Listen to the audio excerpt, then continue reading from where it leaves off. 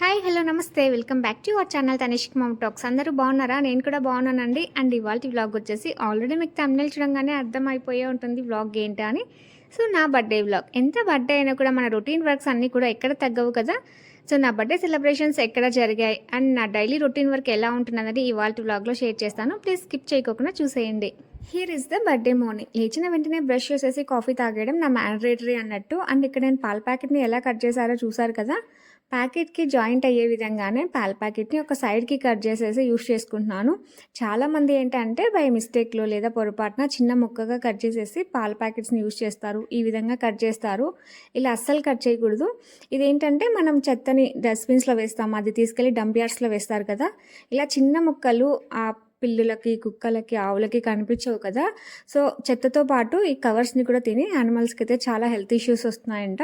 So ఒకవేళ చిన్న ముక్కల్ని బై మిస్టేక్ కట్ చేసినా కూడా ఇలా ప్యాకెట్ లోపలికే వేసేసి ఇలా ఫోల్డ్ చేస్తే మళ్ళీ ఈ కవర్ అనేది మనకి రీసైక్లింగ్ జరుగుతుంది. సో ఇది ఫాలో అవ్వడం అయితే అస్సలు మర్చిపోకండి. మార్నింగ్ లేవంగానే కాఫీ తాగితే కానీ మా వర్కులు స్టార్ట్ అవ్వవు అనుకున్న వాళ్ళు ఎంతమంది ఉన్నారో నాకైతే కామెంట్స్లో షేర్ చేయండి. ఎందుకంటే నాలాంటి వాళ్ళు ఎంతమంది ఉన్నారో తెలుసుకోవడానికి.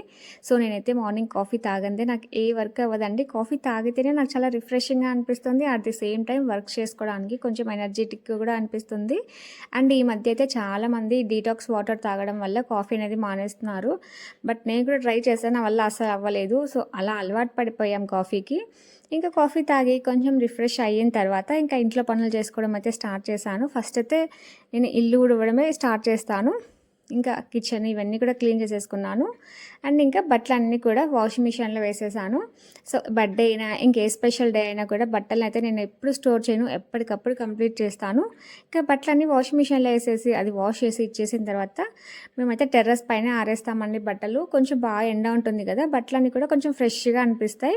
అండ్ ఇక్కడ పైన బట్టలు వేసి వచ్చిన తర్వాత టిఫిన్కి ప్రిపేర్ చేసుకుంటున్నాను. దోశ వేద్దామని చెప్పేసి దోశ పిండి తీసుకుంటున్నాను. ఇక్కడ కనిపించే రైస్ కుక్కర్ బౌల్ ఉంది కదా, ఈ బౌల్కి ఫుల్గా దోసపిండి ఇంట్లోనే ప్రిపేర్ చేసి పెట్టుకుంటాను.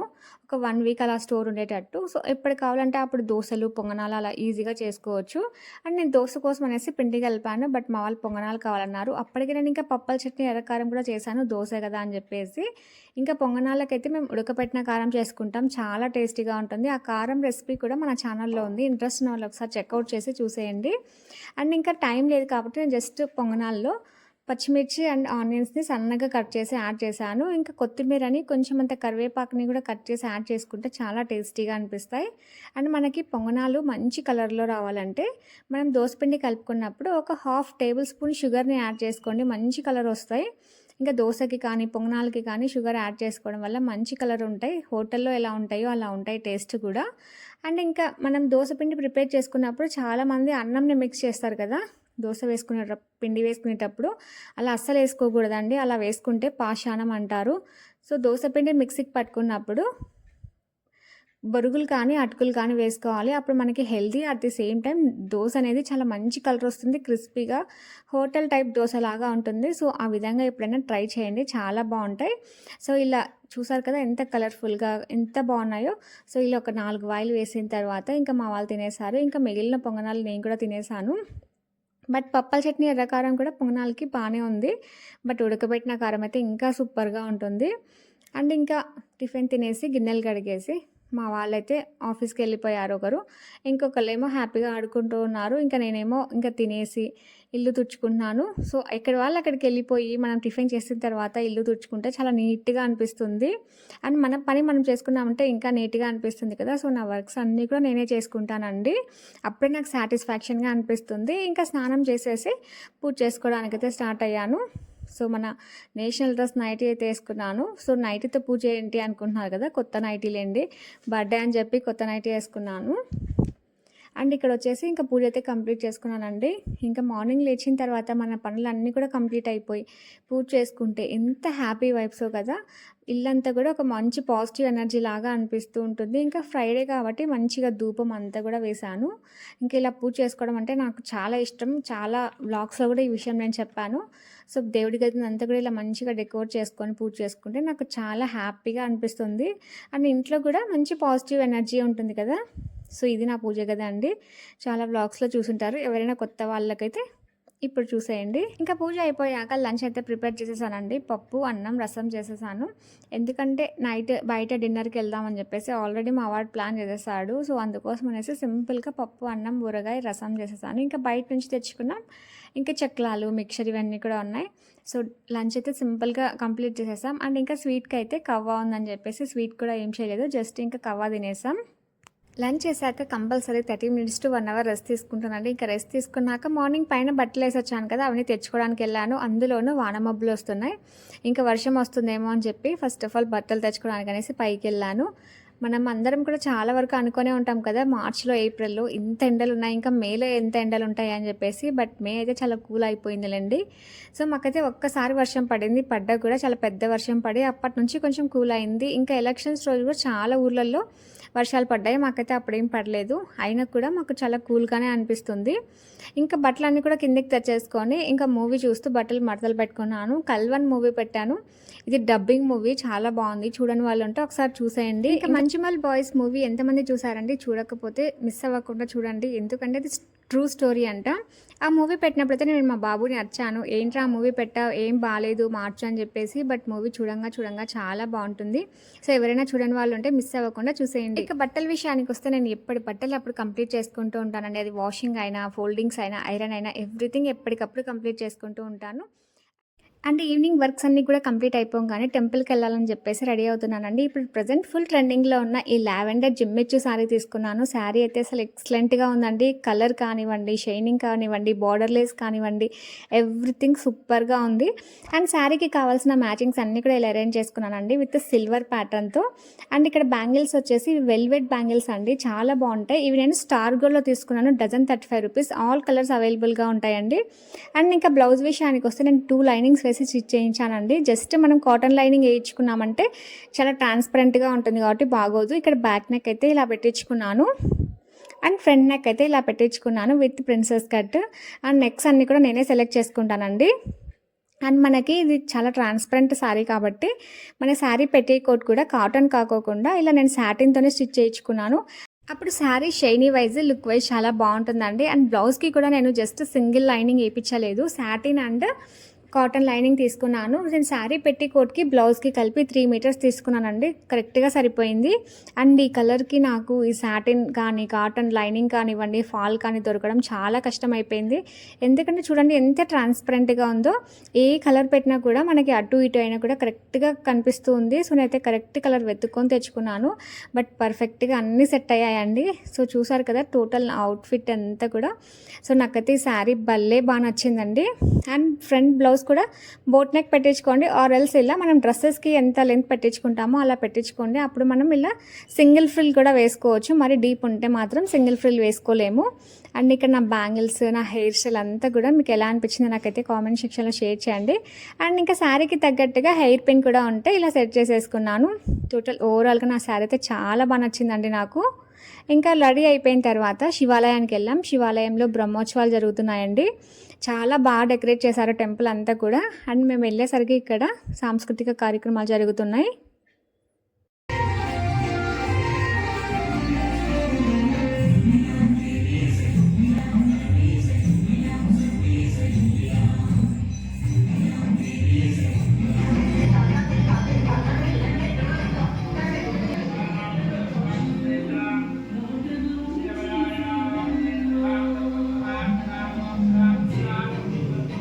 అండ్ ఇక్కడ నా వేలికి కనిపిస్తున్న గంధం వచ్చేసి శివయ్యకు అలంకరించిన గంధం అండి, పూజారి గారు ఇచ్చారు.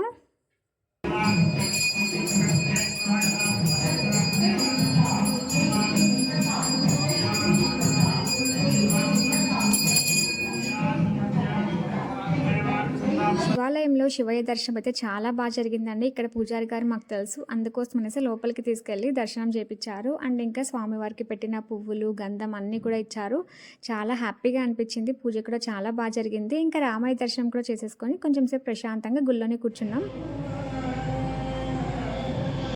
బ్రహ్మోత్సవాల సందర్భంగా గుడిని అంతా కూడా లైట్స్తో బ్యూటిఫుల్గా డెకోర్ చేశారండి. ఇంకా సాంస్కృతిక కార్యక్రమాలు, ఇంకా పొద్దున టైంలో అయితే లలిత సహస్రనామ పారాయణం, కుంకుమర్చన ఇవన్నీ కూడా జరిగాయండి. చివరి రోజున రథోత్సవం కూడా ఉంటుంది.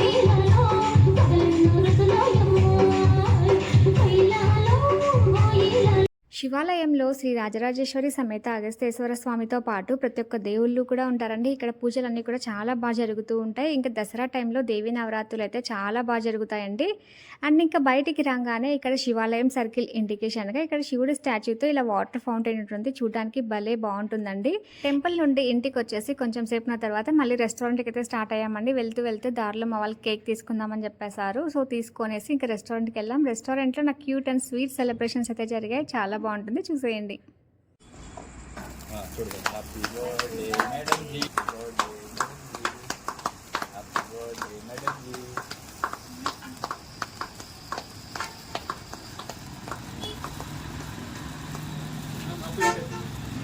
Thank you bro.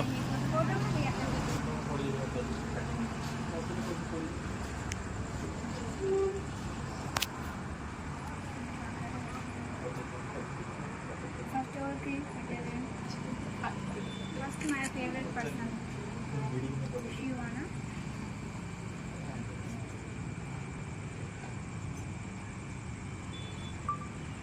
తనిష్ అడిగో. నాకటండి దగ్గర పాప బాగుంది.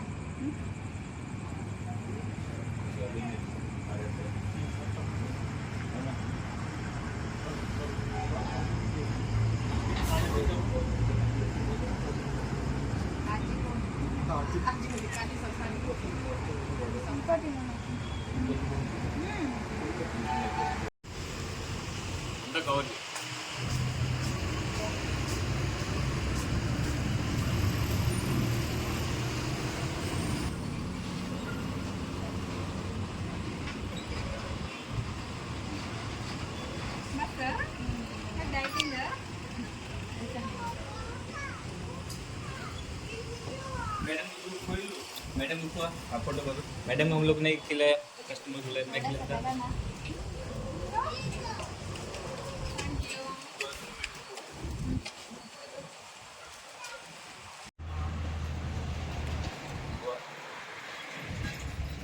ఓకే सर आपको सर को నా సో ఇలా రెస్టారెంట్ స్టాఫ్తో నా బర్త్డే అయితే చాలా క్యూట్గా అనిపించిందండి. మీకు ఎలా అనిపించింది నాకైతే కామెంట్ సెక్షన్లో షేర్ చేయండి. అండ్ ఇంకా కేక్ కటింగ్ అయిపోయిన తర్వాత ఫుడ్ ఆర్డర్ చేసామండి.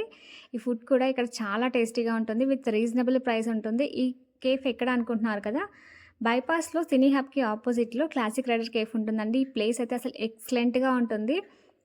ఇండోర్ సిట్టింగ్ ఉంటుంది, అవుట్డోర్ సిట్టింగ్ కూడా ఉంటుంది. ఇలా బయట అంతా కూడా మనం వ్యూని ఎంజాయ్ చేస్తూ చల్లటి గాల్లో ఇలా డిన్నర్ చేసేయచ్చు.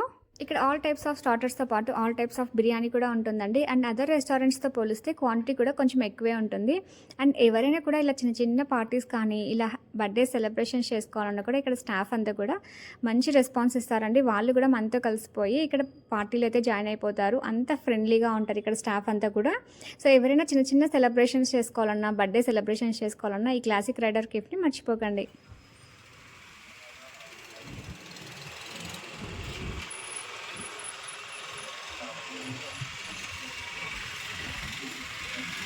సో న్యాచురల్ ఎయిర్తో కూల్ వ్యూని ఎంజాయ్ చేస్తూ డిన్నర్ అయితే చేసేసామండి. అండ్ చాలామంది ఏంటంటే బయటకు వెళ్ళి తింటే డబ్బులు అయిపోతాయి కదా, ఇంట్లోనే చేసుకొని తినచ్చు అంటారు కదా. బట్ ఇలాంటి క్వాలిటీ టైం అయితే మళ్ళీ తెచ్చుకోలేం కదండి. ఇలా స్పెషల్ మూమెంట్స్ని అయితే ఇలా సెలబ్రేట్ చేసుకోవాలి. ఇక్కడ కూడా ఒక ఫ్యామిలీ చూడండి ఎంత మంచి టైంని స్పెండ్ చేస్తుందో ఫ్యామిలీతో. అండ్ ఈ ఫ్రెండ్స్ కూడా మంచి టైంని స్పెండ్ చేస్తున్నారు. ఇక్కడ లోపల అంతా కూడా సిట్టింగ్ అండి. సో లోపల కూర్చున్న వాళ్ళు లోపల కూర్చోవచ్చు. డిన్నర్ చేశాక కొద్దిసేపు ప్రశాంతంగా కూర్చొని ఇంకా బ్యాక్ టు హోమ్ ఇంటికి స్టార్ట్ అయ్యాం. అండ్ ఇది మా కాలనీ ఎంట్రన్స్ అండి. నైట్ టైమ్స్ అయితే భలే బాగుంటుంది. అండ్ రీసెంట్గా ఇక్కడ క్రీమ్ అండ్ స్టోన్ కూడా ఓపెన్ అయింది. అండ్ ఇదంతా కూడా ఇట్లా రీసెంట్గానే డెవలప్ చేశారు. చూడడానికి బాగుంది. అండ్ ఇంటికి వస్తుంటే నాకైతే ఇది చలికాలమా ఎండాకాలం అన్నట్టు ఉంది. ఎంత చలి పెడుతుందో, మనకి డిసెంబర్ టైంలో ఎంత చలిగా ఉంటుందో నైట్ టైమ్స్ ఎక్కడికైనా వెళ్తే అలా ఉంది. బట్ మనం అంతా కూడా మార్చి ఏప్రిల్ టైంలో చాలా సఫర్ అయ్యాం కదా ఎండలకి. బట్ ఇప్పుడు మేలో అంత వేడి అయితే ఏం లేదండి. క్లైమేట్ అయితే చాలా కూల్ అయిపోయింది. ఐ హోప్ ఇంకా ఈ క్లైమేట్ ఇలానే ఉంటే బాగుంటుంది అనిపిస్తుంది. And here it is Sunday shoot చేసిన వ్లాగ్ అండి. అంటే నిన్న షూట్ చేసిన వ్లాగ్. యాక్చువల్గా సండే మేము మా ఊరు వెళ్దాం అనుకున్నాం. అంటే మా హస్బెండ్ వాళ్ళ స్కూల్లో గెట్ టుగెదర్ ఫంక్షన్ ఉంది. సో మేము కూడా అందరం వెళ్దాం అనుకున్నాం. బట్ నాకు ఎందుకో సండే మార్నింగ్ లేచిన తర్వాత వెళ్ళాలనిపించలేదు. సో మేము రామని చెప్తే మా హస్బెండ్ ఒక్కరే వెళ్ళారు. వెళ్తూ మాకు ఒక ½ కిలో మటన్ ఇచ్చి వెళ్ళారు. సో మేమైతే సింపుల్‌గా మేమిద్దరమే కదా అని చెప్పేసి సింపుల్‌గా చేసుకుందామని చెప్పేసి ఎక్కువ మసాలాలు లేకోకుండా ట్రై చేద్దామని చేశాను. అండ్ నా బర్త్‌డే రోజున దేవుడి గదిలో కొబ్బరికాయ కొడదామని చెప్పేసి తెచ్చుకున్నాను. అది పొద్దునకి ఏంటంటే చీలికొచ్చింది. సో, అలా చీలికొచ్చిన కొబ్బరికాయని ఇంకా కొట్టకూడదు కదా అని చెప్పేసి అలానే పెట్టేశాను. అండ్ రీసెంట్ టైమ్స్‌లో నేను ఇన్‌స్టా రీల్స్‌లో, యూట్యూబ్ షార్ట్స్‌లో కొబ్బరి పాలతో కలరైజ్ చేయడం చూశాను. ఆల్ ఇన్ వన్ మాధవి చేసినప్పుడు చెప్పింది చాలా బావుందని చెప్పేసి. సో, నేను ఒకసారి ట్రై చేద్దామని చెప్పేసి ఆ చీలికపోయిన కొబ్బరిని కొట్టేసి నిన్న ఆ పాలని మిక్సీకి పట్టి తీసేసి ఇలా బగారా రైస్‌ని కొబ్బరి పాలతో చేశానండి. అబ్బా! టేస్ట్ అయితే అసలు ఏం చెప్పాలో కూడా తెలీదు నాకు. ఎంత బావుందో అసలు టేస్ట్ అయితే. నేను చాలా రకాల కలరైస్ చేశాను కానీ ఇంత టేస్టీగా ఎప్పుడు తినలేదు. బికాస్ ఆఫ్ దట్ కొబ్బరి పాలు ఓన్లీ. సో, మనం ఎన్ని ఇంగ్రీడియెంట్స్ వేసినా రాని టేస్ట్ మాత్రం ఆ కొబ్బరి పాలతో వచ్చింది. అసలు ఈ మటన్ కూడా చాలా సాఫ్ట్‌గా మంచి గ్రేవీతో అలా ఎక్కువ స్పైసీ లేకోకుండా, తక్కువ స్పైసీ లేకోకుండా కరెక్ట్ స్పైస్‌తో ఈ కొబ్బరి పాలన్నంతో ఎంత అనిపించిందో అసలు. సో, మీరు కూడా కొబ్బరి పాలతో ఇలా కలర్ రైస్‌ని ఒకసారి ట్రై చేయండి. చాలా టేస్టీగా ఉంటుంది. నార్మల్‌గా ఎవరి ప్రాసెస్‌లో వాళ్ళే చేసుకోండి. బట్ వాటర్‌కి బదులుగా ఈ కొబ్బరి పాలని యాడ్ చేయండి. చాలా టేస్టీగా వస్తుంది. నేనైతే చాలా సింపుల్‌గా చేసేసానండి. మనం స్టార్టింగ్‌లో కలర్ రైస్‌కి కానీ, బగారా రైస్‌కి కానీ ఫస్ట్ ఆనియన్స్ ఫ్రై చేసి, టమోటా ఫ్రై చేస్తాం కదా! నేనైతే టమోటా వేయలేదు, ఆనియన్స్ వేయలేదు. జస్ట్ ఆయిల్ వేసి అందులో బిర్యానీ ఆకు, పచ్చిమిర్చి, కరివేపాకు వేసి 1.5 స్పూన్ అల్లం వెల్లుల్లి పేస్ట్ వేసి అది బాగా ఫ్రై అయిన తర్వాత 4 గ్లాస్ కొబ్బరి పాలు వేశాను 2 గ్లాస్ బియ్యానికి. సో, ఇంకా అంతే అండి ప్రాసెస్. ఎంత సింపుల్‌గా చేశానో అంత డబుల్ టేస్ట్, త్రిబుల్ టేస్ట్ వచ్చింది. సో, చూసారు కదా మొత్తం ఖాళీ అయ్యాయి. నేను మా బాబు ఇంకా ఏం లేకుండా తినేసాం. మనం ఎంత తిన్నా కూడా వెగటు అనేదే రాలేదు ఇలా. చాలా బాగుంటుందండి టేస్ట్. మస్ట్ అండ్ షుడ్‌గా ట్రై చేయండి. టుడే ఫ్రెండ్స్ అండ్ ఇవాల్టి వీడియోలో ఏం కంటెంట్ ఉందిరా అన్న వాళ్ళ కోసం అయితే ఒక చిన్న క్లారిఫికేషన్ అండి. అదేంటంటే పాయింట్ నెంబర్ 1 పాల ప్యాకెట్‌ని మనం ఎలా కట్ చేస్తే మనం అనిమల్స్‌ని సేవ్ చేసిన వాళ్ళం అవుతామని చెప్పాను. అండ్ సెకండ్ పాయింట్ వచ్చేసి పార్టీస్‌కి ఒక చిన్న రెస్టారెంట్‌ని అయితే సజెస్ట్ చేశాను. బట్ అది ప్రమోషన్ వీడియోతే అస్సలు కాదండి.